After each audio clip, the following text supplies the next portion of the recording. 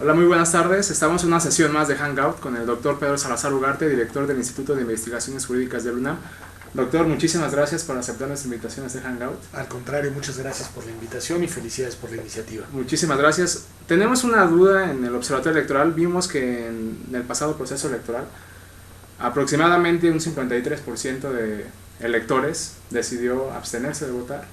y cerca del 5% de ellos decidieron votar, hacer nulo su voto. La pregunta que nos hacemos en el observatorio es si esto representa una crisis de legitimidad hacia los candidatos electos que próximamente van a entrar en funciones. Es muy interesante la manera en la que planteas la pregunta, porque las cosas también se podrían ver al revés y podríamos subrayar de manera positiva que se trata de la elección intermedia en la etapa del México moderno y democrático con mayor participación ciudadana en términos porcentuales. Es decir, si lo miramos desde la perspectiva del entorno que acompañaba las elecciones, del fuerte nivel de incertidumbre que había alrededor de su desarrollo,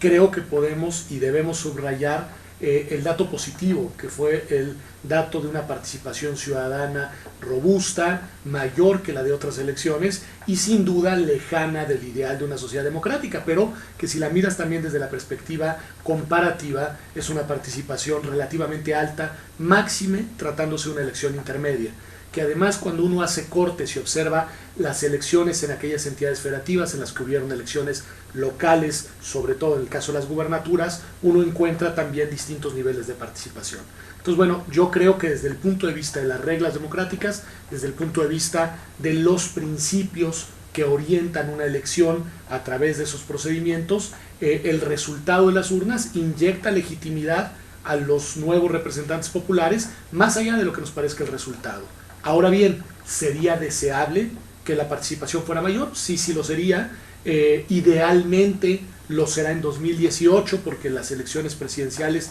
suelen convocar a más ciudadanos a las urnas. Creo que debe hacerse un esfuerzo para incrementar la participación de los ciudadanos el día de la votación, pero vuelvo a subrayar que creo que el dato es un dato más bien que debe leerse de manera positiva. Y por lo que hace referencia al voto nulo, bueno, era un fenómeno del que se habían generado muchas expectativas, mucha incertidumbre, mucha especulación y en realidad frente a lo que algunos esperaban y promovían, el porcentaje de voto nulo fue incluso menor al de la elección intermedia inmediata anterior. Es decir, no fue un fenómeno que fuera incrementándose, sino en realidad fue un fenómeno que se mantuvo más o menos en sus niveles históricos y que además hay que tener claro que puede verse a distintas razones y no exclusivamente a una decisión deliberada con un mensaje político por parte de los electores. Okay. Y bueno, usted hacía mención a un esfuerzo para aumentar los índices de participación ciudadana. ¿En qué radican esos esfuerzos? ¿Cuál es la labor que deben desempeñar las instituciones educativas, las instituciones académicas y por supuesto también los órganos electorales para fomentar la participación ciudadana? Pues yo creo que lo pones muy bien. Yo creo que es una labor que interesa y debe convocar a distintas instituciones sociales, es decir, a las instituciones propiamente políticas, a las instituciones entendidas como autoridades del Estado, en este caso autoridades electorales, instituciones educativas e incluso otras esferas de participación social que también constituyen una suerte de institución, como son las organizaciones civiles y otro tipo de organizaciones ciudadanas en las cuales se recrean los intereses y las causas cívicas. Y me parece que nos debe interesar a todos y que lo que debemos hacer es ante todo recuperar el sentido de las elecciones como un mecanismo pacífico mediante el cual se realiza la renovación de los órganos de representación y de gobierno. Creo que lo primero que tenemos que hacer es tomar en cuenta, subrayar y recordar con una perspectiva histórica cuáles son las bondades de este arreglo político frente a un arreglo político distinto, alternativo, que en todas sus versiones suele tener tintes autocráticos, autoritarios. Y desde ese punto de vista me parece que la reivindicación de las elecciones viene acompañada ineludiblemente una reivindicación de la forma de gobierno democrática y de las bondades que tiene un sistema de organización política en el que el poder político se encuentra relativamente distribuido y en el que los mecanismos de participación permiten que sean los ciudadanos los que vayan incidiendo en la manera en la que se conforman los órganos de representación política. Creo que recuperar este sentido de las elecciones es la mejor manera de convocar a las urnas. Y creo que estas elecciones son ejemplares también en ese sentido. Hay muchos resultados que lo que nos indican es que ahí en donde tuvieron posibilidad y lo consideraron oportuno, los ciudadanos expresaron su descontento contra los actores tradicionales, apoyando e incluso llevando en algunos casos a la victoria a alternativas distintas, como fue el fenómeno de algunas, no de todas por supuesto, de las candidaturas independientes. Es decir, yo creo que esta elección, la lección que nos deja y que creo que nos puede servir para convocar a las urnas en 2018, es que las elecciones son un instrumento a través del cual los ciudadanos sí pueden cambiar el juego político, sí pueden alterar la agenda de los actores y sí pueden incidir en la manera en la que se, recrea la pluralidad política en la sede institucional. Muy bien. Esas elecciones también nosotros percibimos que muchos de los candidatos comenzaron a hacer un uso de redes sociales. Parte de la labor del observatorio fue esa, dar seguimiento en redes sociales de toda la actividad que tenían los candidatos, y tenemos una hipótesis de que si bien apenas muchos candidatos o pocos candidatos se empiezan a permear de este uso de redes sociales, también creemos que este uso de redes sociales fortalece la participación ciudadana, toda vez que se favorece una comunicación bidireccional en donde el candidato puede interactuar con el ciudadano y viceversa. Frente a esto, doctor Pedro, nosotros nos preguntamos si el uso de las redes sociales en la esfera pública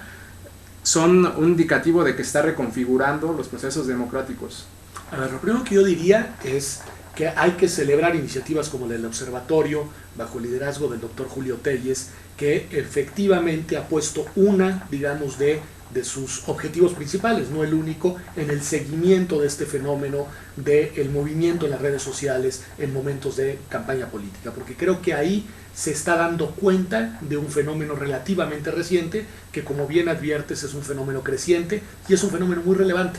Es decir, no sé si lo que debemos decir es que constituye la expresión de una mayor participación política, porque probablemente la participación política en otros momentos era de la misma intensidad en contextos democráticos, pero en otros ámbitos. Lo que creo que podemos decir a ciencia cierta es que el terreno de las redes sociales se ha vuelto una extensión de las sedes en las que genuinamente la ciudadanía interactúa, se expresa, intercambia información y de alguna manera también incide.